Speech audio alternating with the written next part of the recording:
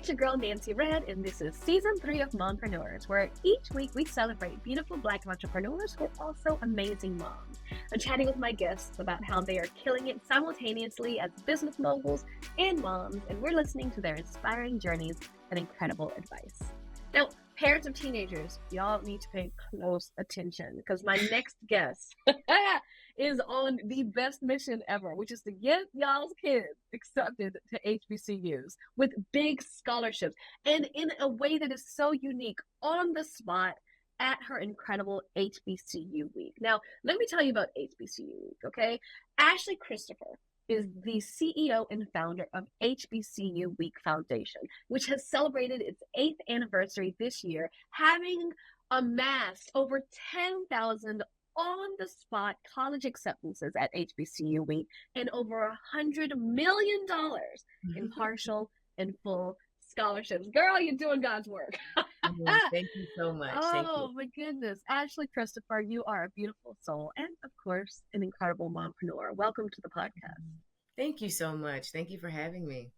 Okay, first and foremost, this is incredible. I have to, before we get too much into the business side of things, I need to know about your family. Who in your life puts the mom in mompreneur? Who's in your household? Oh, it's my son, Ryan. Ryan is 17 years old, so we're on the college acceptance journey ourselves. He's been such a gift. I actually found out I was expecting while I was enrolled at Howard University, and he was 3 months old at my graduation. So we've kind of grown up together, if that makes sense. You know, there's no blueprint to parenting, but we've learned together, and he's become the greatest gift to me. And one of my closest friends. And a lot of times parents are like, kids shouldn't be your friend. And I get that part, but I think my son's a little different. I do. Oh. Maybe I'm biased. Well, you're so lucky because people don't realize these boys are so sweet. When they're sweet, they're sweet, and they love their mamas. They do. They do. My son is now shooting up. He's 13, and this morning was so cute. I was sitting on the couch, like getting prepared for this, and he comes with his gangly self. It crawls into my lap like he was 3 months old. And I was just like, I will never turn him away. He can be 6 feet tall, 200 pounds, and he's still allowed to crumble on my little lap. And he's part of the reason that you did all this, even well before he was interested in college. Oh, absolutely. And my son is really wise beyond his years. You know, as I've been building this company, there's been ups and downs and all kinds of things. And he's so wise with his advice. He's very observant and sees like what's happening. And he'll come to me and say things that sometimes stop me in my tracks. And I'm like, how is that so profound? You're just a teenager. So we've been able to just really grow together. And he's helped me a lot along the way, more than he would ever know. Because he was just in elementary school when you came up with the idea for HBCU Week, which has flourished into this incredible, widespread foundation that has changed the lives of tens of thousands of people. Talk to us about, first and foremost, for people who don't know what HBCU Week is, explain, because it sounds too good to be true. Sounds like a scam. Oh, yeah. Okay? Yeah. No, and I'm so glad you said that because I explain that to people all the time. I know this sounds way too good to be true, but I'm just telling you, like, if you just give me a moment, indulge me with conversation, come to an event, come see it for yourself, apply for a scholarship and become a recipient. And then it all becomes so real, right? Back in 2017, when I was hired to be the special assistant to Mayor Mike Przicki in Wilmington, Delaware, he asked me to come up with some programming that was pointed at some of our underserved communities. I could have gone in a ton of directions with that, but I decided to lean into education. As a 2-time HBCU alum, it's often difficult to even articulate how much of an impact these institutions have had on my life. So I count it as a responsibility to expose as many students to that opportunity so they're at least considering HBCUs, because sometimes students, if we're being honest, are driven away from those institutions. They're told they're second rate. You won't get the right experience. Why does it even make sense to be at a school that's not indicative or reflective of the real world, right? There's all kinds of things that people will say to try to drive you away from those institutions. but my real time and life experience tells me otherwise. So when I started this, it was really going to be just a college fair like activation here in my hometown of Wilmington, Delaware, to expose students to the HBCU, I guess, college acceptance process. Engage with recruiters, see what the culture is about. What do you need to be equipped with to attend?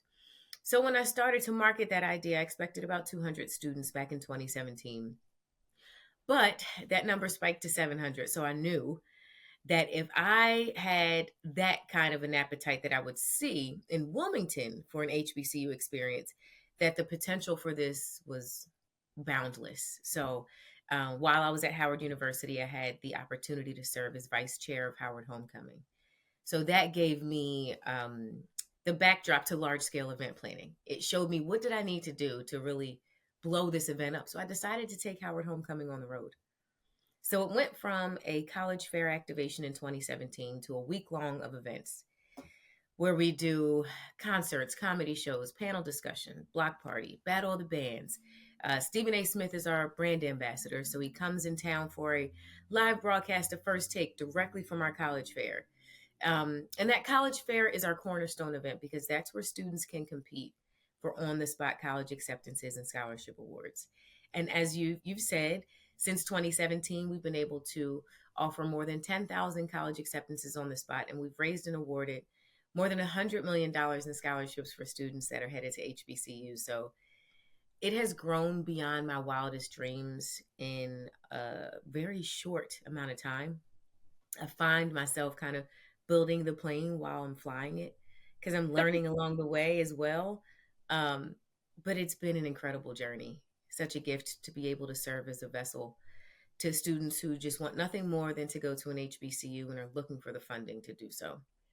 Well, and also the application process to college is very nebulous. It's very confusing, and it rewards people who have unfair advantage of a support Yeah. system. Like I know I laugh because when I had so much help with all of my stuff, and I am helping my kids. You're helping your kid. And some Yeah. people just have all of the aptitude, all of the ability, and none of the connections. And what Yes. I see, what your foundation does, is basically not only fill that gap, but in a way where you don't feel less than.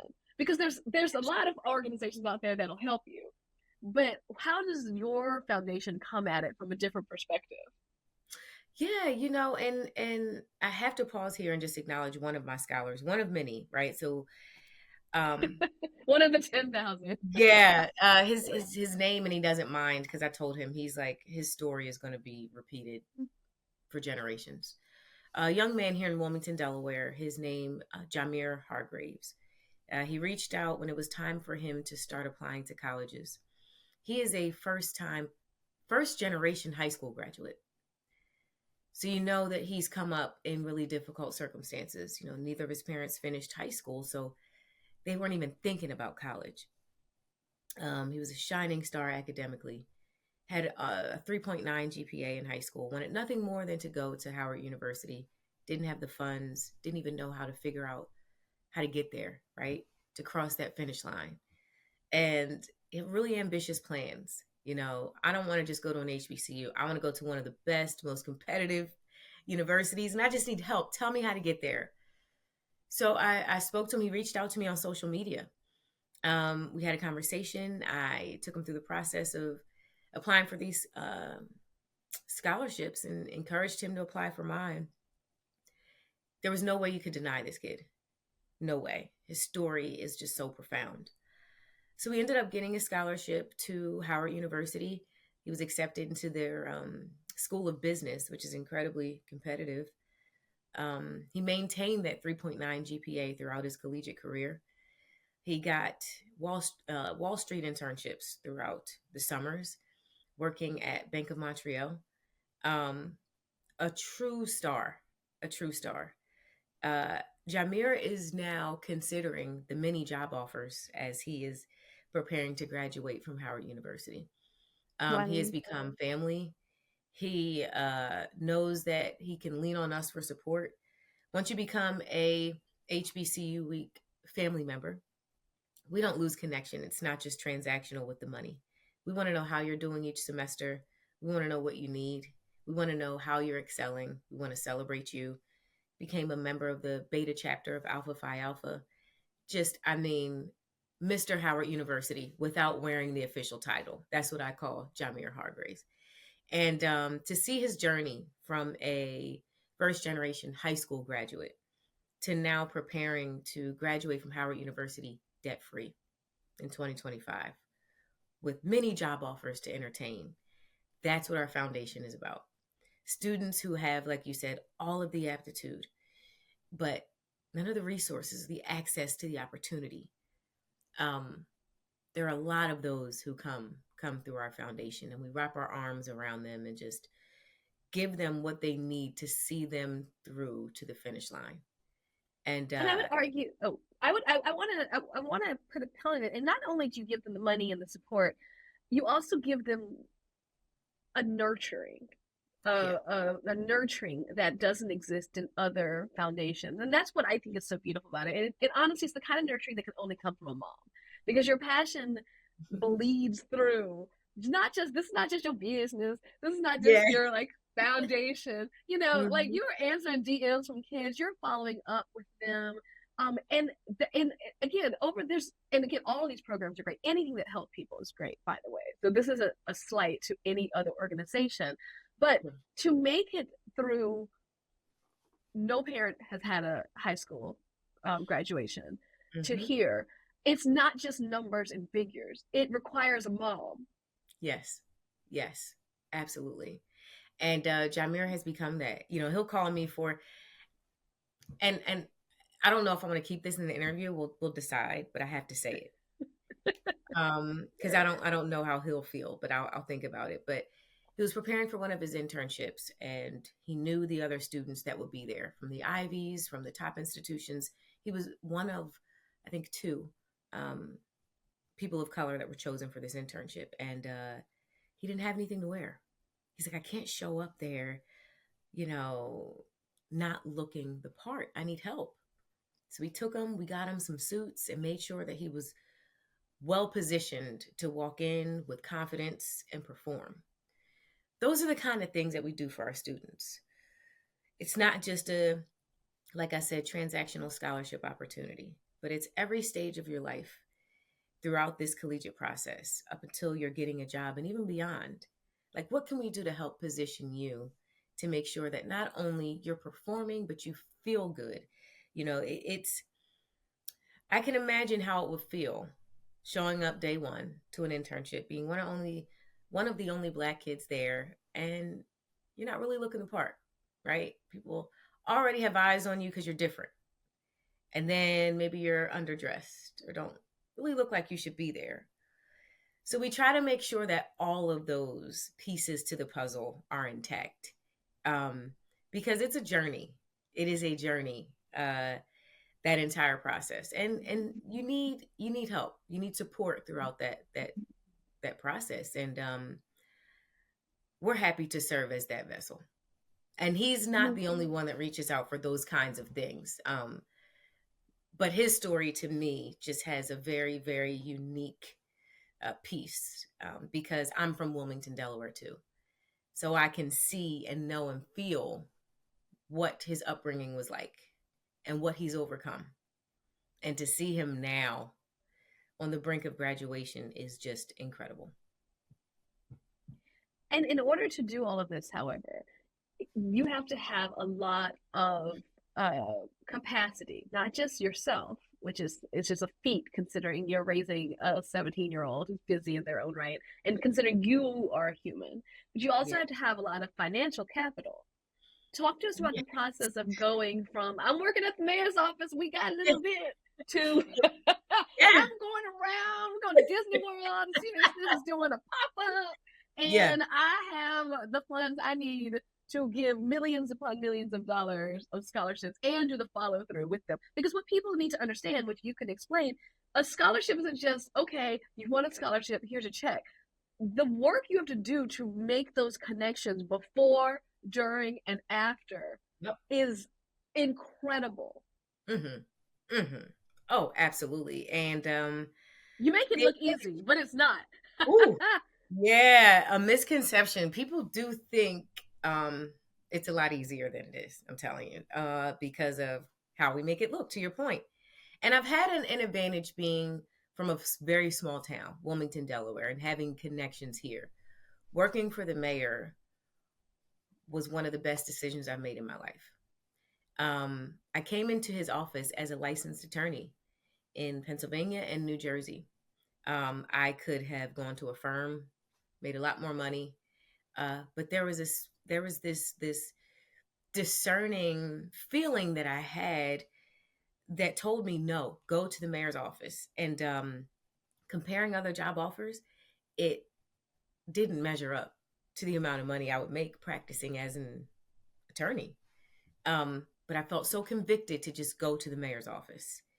And in going there, I made so many connections. The mayor is my number one supporter. He was a businessman for decades before he transitioned to being mayor. And his connections were mine suddenly. He would take me with him wherever he went. He would include me in on the conversations. He would talk to me about ways and strategies to really build this organization. And I commend him and value his mentorship so much. Because traditionally, in finding these different organizations under the leadership of a mayor, he could have very well said, this is a City of Wilmington event. This is not yours. We'll activate it here. But he took me through the process with our city solicitor to contract so that I could take this foundation out from the purview of the City of Wilmington and build it on my own board of directors, and to really fly. The mayor has really given me a runway to take off, to do whatever I chose. And what he offered along that time was his hands to catch me if I ever fell. And that is not something that you find a lot, you know? And it has really positioned me to win. He didn't have to do it, but he did. And the connections that I have built this incredible scholarship opportunity. So our most impactful scholarship award, I'll say, is our STEM scholarship. And that started with the Mompreneurs Company here in Wilmington, Delaware, through connections I made in the mayor's office, where they got really interested in what we were doing with HBCU Week back in 2019. And they said, hey, we want to provide a few scholarships for students, but we want to focus in on STEM. STEM industry is struggling with diversifying their pipelines. And by 2025, they're on track to have more than 1 million vacant jobs. So we want to start with you in diversifying that. So it started with 5 $40,000 scholarships underwritten by the Mompreneurs Company in Wilmington, Delaware. And the president and CEO of the Mompreneurs Company at that time, another dear friend, Mark Vergnano, he went to the American Chemistry Council saying, here, guys, this is what I'm doing at the Mompreneurs Company. I think we all need to lean in here and put up some scholarship dollars for these students that want to go to HBCUs. And because of Mark's advocacy, we were able, and it feels so surreal every time I say it. It will never be normal. But we were able to broker a $40 million partnership with the American Chemistry Council for 1,000 students, each to get $40,000 to study STEM at their choice HBCU. And we've given away almost 600 of those $40,000 awards so far. We have 75 of those scholars at Howard University, 110 at North Carolina A&T. There are 26 HBCUs with our STEM scholarship today, with students that have our STEM scholarship today. And it's because of that $40 million partnership we could broker. It's because of the relationships that I've built out of the mayor's office, not only with the mayor, but with people like Mark Vergnano that understand the mission, that want to make sure that these students have opportunities. And the list goes on. You know, I've made a relationship with the Christiana Care Hospital. That's our local hospital here in Delaware. 10 $50,000 scholarships for students who want to study medicine at HBCUs. The NFL, every year, they give me $80,000 to give scholarships to students who want to study anything. So we do 7 to 8 $10,000 scholarships for students headed to HBCUs underwritten by the NFL. Those are only 3 of the opportunities that we have available right now. And, building that nest egg and massaging those relationships. And I think what happens is people understand and feel the authenticity of the mission when I talk about it. So it doesn't become a really difficult sell, but we ask for a lot of money. So I had to like build myself up to be confident enough to go in and say, yeah, we'd like 40 million. Yeah, we'd like 6 million. Oh, yeah, we'd like 500,000, $50,000 scholarship. So I'm at the point now where I'm able to say that with a straight face and be okay. But I'm telling you, it took a while to build up the confidence to ask for that money. But it's worked. I know. Next, we'll see you be like, and I would like $1 billion. It's just a million, just one if you have it, right? So $1 billion. Oh, you got that. But yeah. obviously, but I mean, we're being. I'm laughing, but it is okay. Pulling 40 million out of any company, in any organization. I mean, it is impossible. Mm-hmm. Why do you think they saw you? Because again, connections are everything. Everybody's got some connection. And yes. the best thing about connections and weak links is that's a yes or a no. They don't just because you're connected doesn't mean that you can grow together or partner together. Sure. The link was you. Why do you think they listened to you and said, "Here, yes, I go with this"? Yeah, I will say, I take pride in aligning with companies that don't want just a transactional relationship with me. You got to understand the mission. Our values have got to be aligned. And you really got to lean into supporting these Black and brown students that want to go to HBCUs. And there are some companies that shy away from that for whatever reason. I will say back in 2020, during the whole George Floyd racial reckoning moment, there were a lot of companies looking for businesses like mine to pour into, to check boxes. Hey, we donated. We care. Black Lives Matter to us. Let's give you this money. And we had to filter through those people. I didn't latch on to everyone that wanted to work with us because you can see through the people that want to check boxes versus the ones that really want to lean in. So after you kind of filter through that and narrow that down, it really comes down to the passion and the authenticity of my mission. People know that I believe in this. And I'm working so hard for other people. I'm not working so hard to line my pockets to build wealth for me, right? So when I go to these companies and advocate for these dollars, they know that this is for the purpose of building a generation. And this is like, these are thought leaders, bright, like the talent in students that are going to HBCUs is just undeniable at this point. Some of the best and the brightest year over year. And when we have these conversations with these companies and tell them what we're trying to build, what we want to see, the ROI for them is clear, particularly for the STEM industry. You guys are going to have so many vacant jobs. And in STEM, you're constantly innovating, coming up with ideas, and you need that diversity to thrive. If everybody around that table or everybody in that industry has the same thought process, looks the same, how are you ever going to get anything done? So they realize that there is value in diversity, particularly in my STEM partnerships. They know that they need this. So it's not just a thing where they're like, okay, fine, Ashley, here's the 40 million. They're excited. These kids get internships at chemical companies. They get mentoring. They get year-round programming. And the goal is post-graduation job placement. They want these students to come directly from the HBCU to their companies. So I've been able to articulate that to them. Like, you guys need this too. And they buy in, they understand, and they're excited. They're excited to build with me. And that's been a gift too. And then you also have the beauty of the fact that, okay, there can be the scholarship money, but you got to have the students that want to go who can meet these qualifications. And I'd say this all the time. Both my parents are HBCU grads. My mom went to Hampton and my father went to Virginia State. And in our generation, they were excited because, they grew up, you could only go to the HBCU, right? Yeah. And so my brother and I went to Harvard and Yale because it was like, we got access. But it's so interesting because my generation is part of a whole coming back to the Yeah. HBCUs, right? Like, Yeah. my Yeah. brother was part of. I worked for the New York Times too. My brother was part of a New York Times article where talking about how guidance counselors, because he was a guidance counselor at the time, are actually encouraging the top Black students to pursue HBCUs for a holistic experience. But you got to know about the holistic experience, which Yeah. is why it seems that your week showed up as a Mm-hmm. way to showcase, okay, I'm Mm-hmm. not just giving you money, I'm Yeah. giving you the time of your life.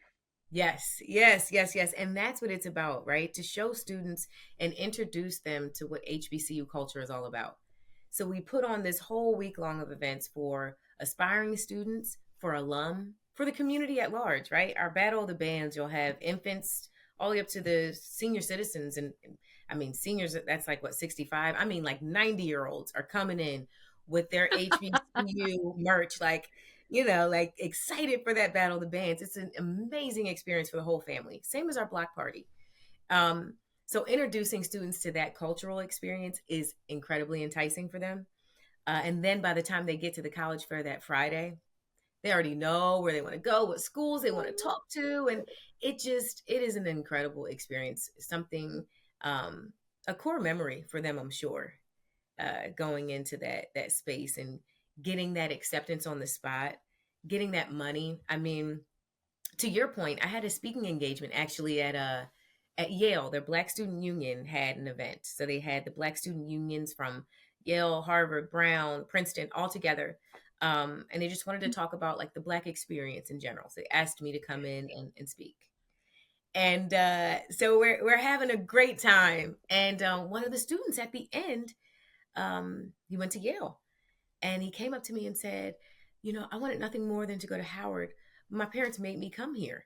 And I'm like, explain. I needed to peel back those layers, right? And he said, it wasn't admission. I got in, but Yale gave me everything: full ride, stipend, opportunities.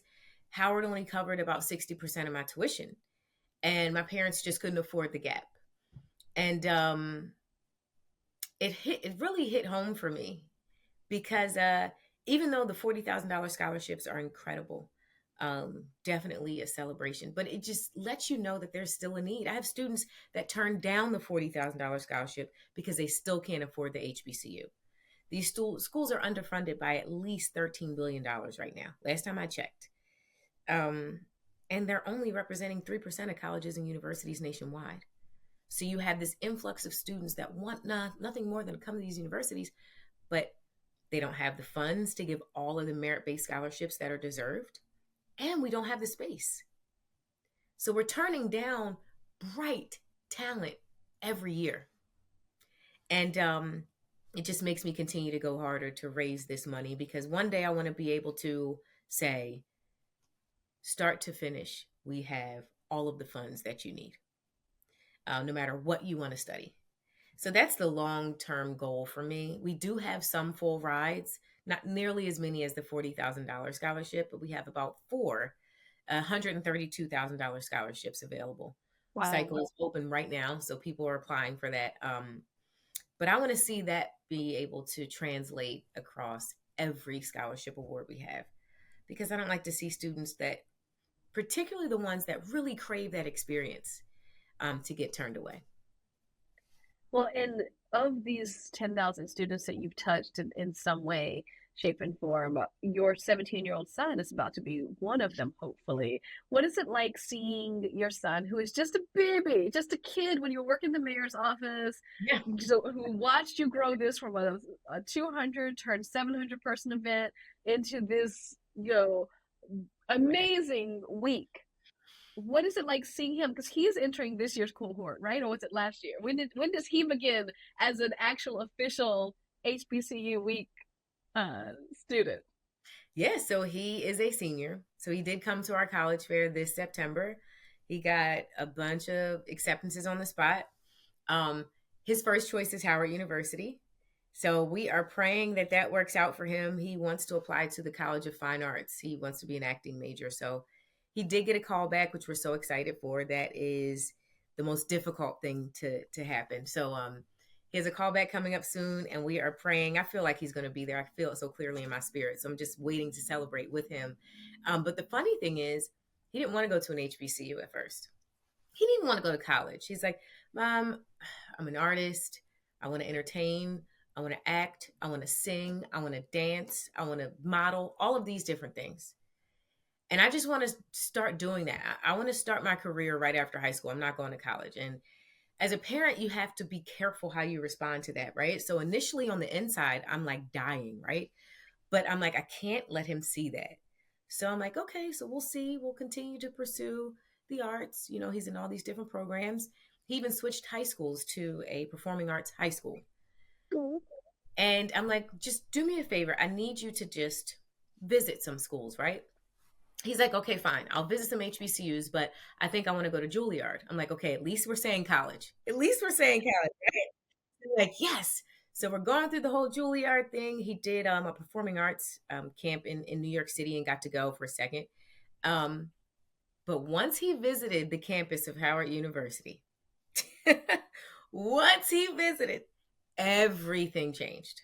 Everything. Oh, I can't even count how many times he's been there since his first visit. And he wants nothing more than to just be a bison.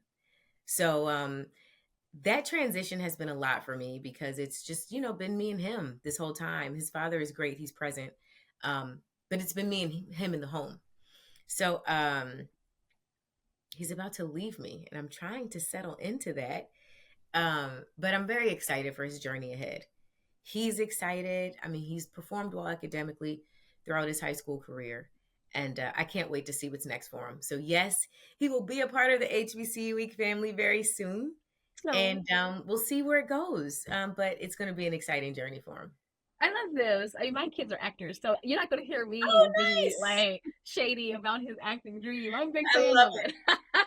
I love it. I know it's You so know, scary, but it's like, okay, if this is oh, what you want, let's go like all in. this is the ancestors' dream. Can you imagine, like your Yes. grandma being like, "I'm going to be an actor"?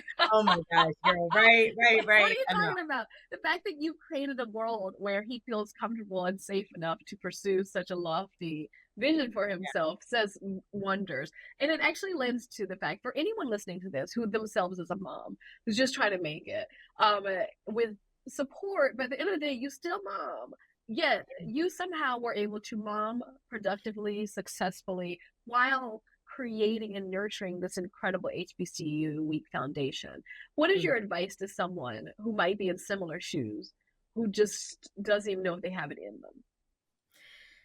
Yeah, I mean, sometimes I don't know if I have it in me, right? Like we are all very familiar with that feeling. When it comes to your kids though, and they're expressing what they want to do and how they view themselves, the best thing that we can do for them is to be there, let them create, let them explore. One of the things that my mother told me that will never leave me. I knew since I was a child that I wanted to be an attorney. I was saying it since I was like 4. I'm going to be a lawyer. I'm going to be a lawyer. And that came out in different ways as I was growing up. People looked at me like I was rebellious because I always questioned authority. I needed to know who, what, when, where, why, always why, how, do I have to? And it was deemed as disrespect a lot. And sometimes it was, if I'm being honest, right? But it was really my gift coming out that just needed to be tempered, right? And I come from a very spiritual family. My mother is a pastor. She's been a pastor since I was a kid. Uh, and she said that she would often pray about it because she would see the gift coming. And one day, God spoke so clearly to her and said, temper the gift, don't kill it. Yeah. So oftentimes, discipline can kill our dreams as kids because parents don't necessarily see or aren't taking a minute to pause and know the source of the rebellion, right? So for me, it was the questioning and the personality type of an attorney that was coming out as a child. So it was the immature and rebellious version of an attorney, a 13-year-old attorney, right? I needed to grow into what that would really look like. So my mother started to work with me more about my responses to authority, my questions about things that were going on around me, how I would engage and speak to adults. Um, and that's how she was able to help me really temper my gift instead of, popping me or putting me on punishment or yelling at me and sending me to my room. Right? So I would just encourage parents out there to pause and see what the aspirations of your children are, because they come out even if they don't say it. You can look at it. I think he maybe want to have dreams of being an engineer, or different things that you may see. Try to pause, cultivate that, help them to grow those things, and see where they land. It's worth it. It's worth it, because everybody deserves to be happy. Everybody deserves to do the things that they love. And when you get to a certain age, you start to lose that sense of confidence that you can do anything. The world will take that from you. But if you develop that in your kids in a way where they have the confidence to stand and say, no, I'm going to be an actor, or I'm going to be a musician, or I'm going to be a neurosurgeon. You can't kill it. You have to cultivate it in a way where you're growing that gift. I love that. Don't temper it. Don't let it die. I think Yeah. that's so key and so crucial, and such a testament, especially considering your situation where you're like, oh, college all the time and Yeah. wheels were falling off the Oh bus for my a little gosh. while. Like, my son not going to college, like, what? That is not on brand for me. Okay. You've got to Oh, but you figured it out and you're doing a Yeah. great job. Yeah. Our time is Thank you. almost up, but I cannot let you leave without participating in my favorite segment called Mompreneurs Manifestation, where I ask each of my guests what you're trying to make happen and how we can help manifest it in the universe for you. You know, I have to say that I'd like to answer that in a way of what I'd like to give back instead of what I'd like to see happen in me.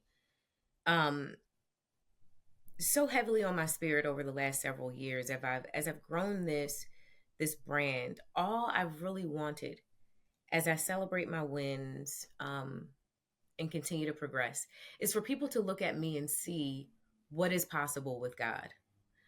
Not to look at me and make any assumptions or anything like that, but just to know that whatever it is that you may be scared to do, that may keep you up at night, whatever that idea is, that thing, that burning desire that you may be scared to move on, do it.